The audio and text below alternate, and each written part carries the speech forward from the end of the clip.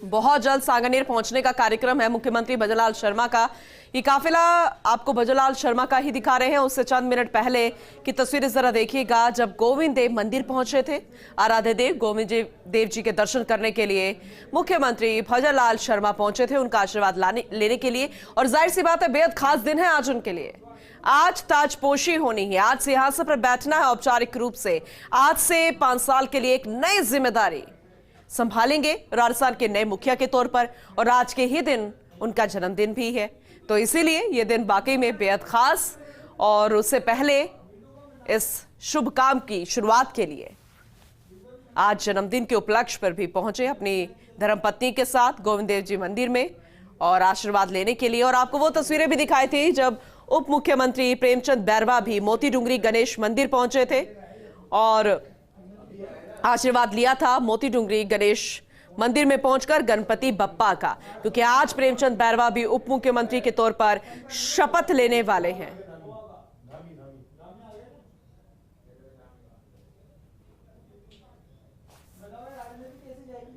तो गौशाला जाने का भी कार्यक्रम है और वहां पर भी व्यवस्थाओं को संभाला गया होगा, क्योंकि आज जन्मदिन भी है और गाय को हम सनातन धर्म में माता मानते हैं और कहते हैं कि सभी देवी देवताओं का उसमें वास भी होता है और जिसने उन्हें पूज लिया यानी कि सबको पूज लिया। तो उन्हीं का आशीर्वाद लेने के लिए पहुंचेंगे नए मुख्यमंत्री भजनलाल शर्मा। ज्यादा जानकारी देंगे सहयोगी डिंपल शर्मा हमारे साथ जुड़ चुकी है। डिंपल, लगातार हम सुबह से तस्वीरें दिखा रहे हैं, चाहे मोती डूंगरी गणेश मंदिर में जो उप मुख्यमंत्री पहुंचे, अल्बर्ट हॉल में ऐतिहासिक कार्यक्रम होना है, वहां की तस्वीरें दिखाई, क्या व्यवस्थाएं अभी है, और अब गौशाला की तस्वीरें जरा बताइएगा कैसे व्यवस्थाओं को संभाला गया, क्योंकि कुछ ही मिनट के बाद नए मुख्यमंत्री भजनलाल शर्मा पहुंच जाएंगे और यहां पर गौशाला में पहुंचकर गायों को गुड़ खिलाने और चारा खिलाने की यहां पर जानकारी मिल रही है कि आज गायों का भी आशीर्वाद बोलेंगे।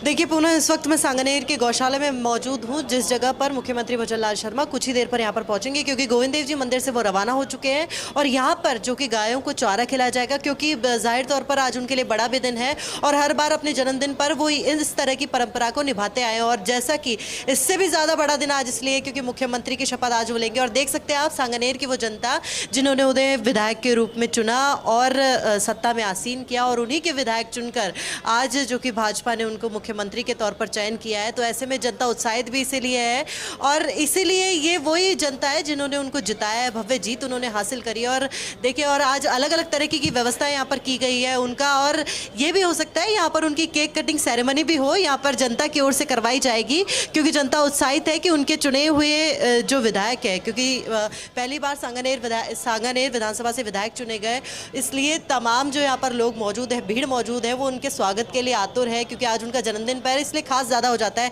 लोगों से बातचीत करने का प्रयास हम करेंगे, क्योंकि आपके चुने हुए विधायक मुख्यमंत्री के तौर पर चयन हुआ है, यहाँ आएंगे, आज क्या कहना चाहेंगे? बिल्कुल, अभी यहाँ गौशाला में गौ पूजन का कार्यक्रम है, तुलादान का कार्यक्रम है और हमें खुशी है कि हमारे क्षेत्र के माननीय विधायक आज मुख्यमंत्री हैं और यही कारण है कि आज सुबह संक्षिप्त सूचना में यहाँ हजारों लोग इकट्ठे हो गए।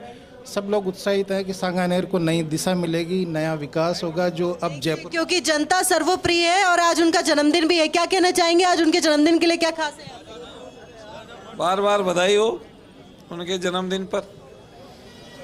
पहली बार ऐसा जहाँ सीएम खुद आज शपथ लेंगे और आज उनका बर्थडे है, बहुत ही शुभ दिन उनके लिए आज। एक पन दो काज। ये वही सांगानेर की जनता है जिन्होंने उन्हें वोट देकर जिताया। क्या कहना? बहुत अच्छा लग रहा है हमको, सनातन धर्म की जीत हुई है और गौसेवा की सेवा के साथ में इन्होंने अपना अच्छा कार्यकाल शुरुआत की है। बहुत और भी युवा भी यहाँ पर मौजूद है, क्या कहना चाहेंगे? आपके चुने हुए विधायक यहाँ पर मुख्य आज एक आम आदमी हमारे यहाँ के मुख्यमंत्री हैं, वरना हमेशा क्या ऊपर से आते थे, वैसे लोग आते थे जिनके लिए ये कहा जाता था कि इनका तो तय आना। आज जिन पर्सन का बिल्कुल भी तय नहीं था, कोई सोच भी नहीं सकता था, आज वो यहाँ के सीएम है और सबको महसूस हो रहा है कि जैसे एक अपने में से बीच में से जनता में उत्साह पूरा है। क्या कहना चाहिए? हमारे पिता यहाँ पे काफ़ी सालों से काम करे गौशाला के अंदर और हमें गौशाला में किसी को उम्मीद नहीं थी कि भजनलाल जी कौन है। फिर हमने बताया कि हमारे पार्षद साहब है अशोक जी, उन्होंने बताया कि भजनलाल जी को वोट देना है। हमने भजनलाल सभी को भजनलाल जी के लिए। देखिए तो पुनः पूनम, ये वो तस्वीरें हैं, ये वो जनता है जिन्होंने अपना एक एक कीमती वोट देकर जो यहाँ पे विधायक बने, पहले विधायक चुने गए भजनलाल शर्मा और उसके बाद मुख्यमंत्री का चयन हुआ। और जनता का भी यही कहना है कि भाजपा ने मैसेज दिया है ये कि एक जो कार्यकर्ता है, जो कि कर्तव्य निष्ठा से कार्य करता है, ईमानदारी से कार्य करता है, उसको मौका दिया जाना चाहिए। क्योंकि आने वाले 5 साल किस तरह के होंगे, क्योंकि सभी का अपना अपना तरीका होता है, तौर तरीका होता है काम करने का। ऐसे में उत्साहित है उनके आने को लेकर, क्योंकि आज उनका जन्मदिन भी है, बड़ा शुभ दिन है। और उसके बाद ही 12:15 और 1 बजे के लगभग वो की शपथ लेंगे मुख्यमंत्री की। और जब सांगानेर की विधानसभा से, क्योंकि विधायक भी लोग चुने तो गए, काफी संख्या में पहुंचे हैं, जो इनके चाहने वाले समर्थक है, जो इन्हें बहुत करीबी से जानते होंगे अपने मुख्यमंत्री भजनलाल शर्मा को। लेकिन देखना होगा कि जब यहां पर मुख्यमंत्री पहुंचेंगे, क्या इनसे संवाद का भी कोई कार्यक्रम रखा गया होगा। संवाद यानी कि जो बधाइयां देने का जो दौर चलेगा या फिर शुभकामनाएं देने का दौर चलेगा, क्या यहां पर भी वो देखने को मिलेगा? क्योंकि आज वाकई में बेहद व्यस्तम कार्यक्रम है मुख्यमंत्री भजनलाल शर्मा का। आपका मैं रुक करूंगी डिंपल। जियाउद्दीन भी सहयोगी हमारे साथ बन चुके हैं और उनसे ज्यादा जानकारी ले लेते हैं, एयरपोर्ट से हमारे साथ जुड़े हैं। जियाउद्दीन, कोई हलचल नजर आ रही है, कोई अपडेट मिल पाया है? क्योंकि तमाम दिग्गज आज पहुंचने वाले हैं, तो क्या अपडेट आपके पास?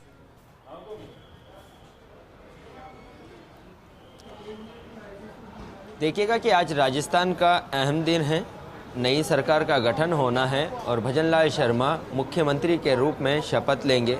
2 डिप्टी सीएम भी शपथ लेने वाले हैं, दिया कुमारी और बैरवा जी। और चूंकि उसके बाद इस शपथ ग्रहण समारोह को ऐतिहासिक बनाने की तैयारियां की गई थी और बीजेपी के जो तमाम दिग्गज नेता हैं वो एक के बाद एक राजस्थान पहुंच रहे हैं। पूनम, बताना चाहूँगा कि शपथ ग्रहण समारोह के अंदर प्रधानमंत्री जो मोदी हैं वो भी करीब 1 बजे के करीब जयपुर एयरपोर्ट पहुंच जाएंगे। गृह मंत्री अमित शाह हैं 12 बजे जयपुर एयरपोर्ट पहुंचेंगे। जेपी नड्डा इसके अंदर 12 बजे जयपुर एयरपोर्ट आ जाएंगे। राजनाथ सिंह भी लगभग 11:40 के ऊपर जयपुर एयरपोर्ट पर लेकर जाएंगे और 20 मिनट बाद मतलब लगभग 12 बजे के करीब शपथ ग्रहण समारोह में पहुँच जाएंगे। नितिन गडकरी भी आने वाले हैं और चूँकि मोहन यादव जो MP के जो CM हैं वो भी एयरपोर्ट के ऊपर पहुंचेंगे 10:30 बजे के करीब, वो भी शपथ ग्रहण समारोह में शिरकत करेंगे। महाराष्ट्र के जो मुख्यमंत्री हैं एकनाथ शिंदे कुछ ही देर के अंदर जयपुर एयरपोर्ट पहुंचने वाले हैं। पुष्कर सिंह धामी भी कुछ ही देर के अंदर जयपुर एयरपोर्ट पहुंचने वाले हैं। और इन सब के बीच जो मुख्यमंत्री अब तक यहाँ पहुँच चुके हैं, जिसके अंदर त्रिपुरा के जो CM हैं मणिक साहा वो पहुँच चुके हैं, सांसद PP चौधरी पहुँच चुके हैं और स्वामी राम भद्राचार्य भी पहुँच चुके हैं। केंद्रीय मंत्री अर्जुन राम मेघवाल और नागालैंड के CM युगांता पट्टो भी यहाँ पे पहुँच चुके हैं। गोवा के जो CM है वो भी पहुँच चुके हैं। चूँकि जो अभी जो पहले जितने भी जो अतिथि हैं जो इस शपथ ग्रहण समारोह में शामिल होने के लिए आ रहे हैं वो यहाँ से सीधे होटल ललित पहुँचे हैं, वहाँ पे कुछ देर रुकेंगे और उसके बाद जब शपथ ग्रहण समारोह शुरू हो जाएगा लगभग 11:30 बजे के करीब ये यहाँ से होटल से रवाना होंगे। और चूंकि ऐसे के अंदर जयपुर एयरपोर्ट की बात की जाए तो सुरक्षा के चाक चौबंद इंतजाम किए गए ताकि किसी तरह की कोई चूक ना रह जाए, क्योंकि VIP का जमाना है, एक के बाद एक दिग्गज नेता या यूँ कहा जाए कि बीजेपी की टॉप लीडरशिप इस शपथ ग्रहण समारोह में आ रही है। तो ऐसे के अंदर उसको लेकर चप्पे चप्पे पर सुरक्षाकर्मी तैनात किए गए हैं। फिलहाल जो बताना चाहूँगा कि जो प्रधानमंत्री नरेंद्र मोदी हैं वो स्टेट हैंगर से आएंगे और बाकी जो VIP हैं, चाहे वो JP नड्डा हो, राजनाथ सिंह हो या फिर गृह मंत्री अमित शाह हो, उनके लिए व्हीकल गेट रिजर्व रखा गया है। व्हीकल गेट से उनका काफिला जाएगा और जो मुख्यमंत्री और जो केंद्रीय मंत्री आ रहे हैं वो इस अराइवल वाले गेट से टर्मिनल 2 से बाहर आ रहे हैं। जी पूनम, लेकिन रूट के बारे में भी जानकारी दे दीजिए, क्योंकि ऐसा तो नहीं है कि एक साथ ही सभी दिग्गज आएंगे, वक्त में थोड़ा सा गैप भी है, तो कैसे व्यवस्थाओं को संभाला जाएगा, रूट किस तरीके से निश्चित किए गए हैं? और सबसे पहले आप प्रधानमंत्री नरेंद्र मोदी के बारे में ही जानकारी दीजिएगा।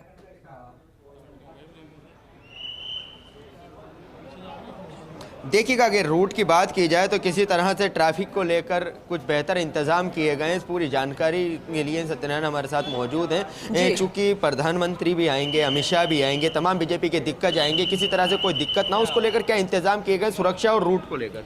देखिए, चूँकि खुद additional police commissioner Kailash Vishnu यहाँ पर आ चुके हैं। आप पीछे देखते हैं जिस प्रकार की यहाँ व्यवस्था लगाई गई है और CR चौधरी जो कि पूर्व केंद्रीय मंत्री है उनको सारा जिम्मेदारी दी गई यहाँ के प्रोटोकॉल के लिए। और साथ साथ जयपुर शहर में बात करें 10,000 से अधिक पुलिसकर्मियों का जाब्ता तैनात किया गया है तमाम सुरक्षा व्यवस्थाओं के लिए। इसके अलावा जब प्रधानमंत्री नरेंद्र मोदी जब पहुँचेंगे उस समय जयपुर शहर का जो यातायात है वो डाइवर्ट किया जाएगा। एल्बर्ट हॉल से लेकर एयरपोर्ट तक करीबन 8 किलोमीटर का जो यातायात है वहाँ पर पूर्ण यातायात डाइवर्ट किया जाएगा, जिससे कि इस पूरे आवागमन के अंदर VIP मूवमेंट के अंदर कोई दिक्कत ना हो। जियाउद्दीन, और कुछ क्या रहने वाला है, क्योंकि शहरवासियों को कोई तकलीफ ना हो इसको लेकर पहले ही रूट चार्ट बना लिया गया। तो तमाम, क्योंकि पहले पीएम का काफिला जाएगा, फिर उसके बाद गृह मंत्री जेपी नड्डा, राजनाथ सिंह और एक के बाद एक आएंगे, तो उनको लेकर क्या इंतजाम किया? देखिए, इसीलिए पार्टी ने, बता दूं आपको, पार्टी ने सोच समझकर तय किया है। पार्टी ने हर नेता को आधे आधे घंटे के अंतराल में बुलाया है, यानी कि सुबह सिलसिला शुरू हो चुका है और चलेगा 1 बजे तक, यानी कि लोगों को कोई दिक्कत ना हो इसके लिए हर नेता आधे आधे घंटे में जयपुर पहुंचेंगे। उसके बाद में होटल ललित जाएंगे, वहां से फिर एल्बर्ट हॉल जाएंगे। लेकिन प्रधानमंत्री नरेंद्र मोदी की बात करता हूँ, प्रधानमंत्री नरेंद्र मोदी जब यहाँ पर आएंगे तो वो सीधे मंच पर पहुंचेंगे, यानी कि उनका होटल में रुकने का प्रोग्राम नहीं है। फिलहाल जयपुर शहर की यातायात व्यवस्था के लिए करीबन 1000 से अधिक पुलिसकर्मियों को जाब्ता तैनात किया गया है। देखिए पूर्ण, सबसे अहम बात है जो रूपरेखा बनाई गई है यातायात को लेकर, फिलहाल उसको देखकर आप देख सकते हैं कि इसके अंदर ये अहम बात रखी गई है कि किसी तरह से कोई दिक्कत ना हो। इसी वजह से आधे घंटे के गैप के ऊपर तमाम नेताओं को यहाँ पे आधे घंटे के गैप के ऊपर यहाँ पे बुलाया जा रहा है और वो सीधे होटल से, पहले यहाँ से एयरपोर्ट से होटल जाएंगे, फिर होटल से एक के बाद एक जो मंच है, जो कार्यक्रम स्थल है अल्बर्ट हॉल, वहाँ पे पहुँचेंगे ताकि किसी तरह का कोई डिस्टर्बेंस ना हो। लेकिन इन सब के बीच सबसे अहम होगा जब यातायात पूरी तरह से रुक जाएगा, खासतौर से जेएलएन मार्ग से लेकर और सभा स्थल के बीच में, जब प्रधानमंत्री नरेंद्र मोदी का काफिला यहाँ से गुजरेगा।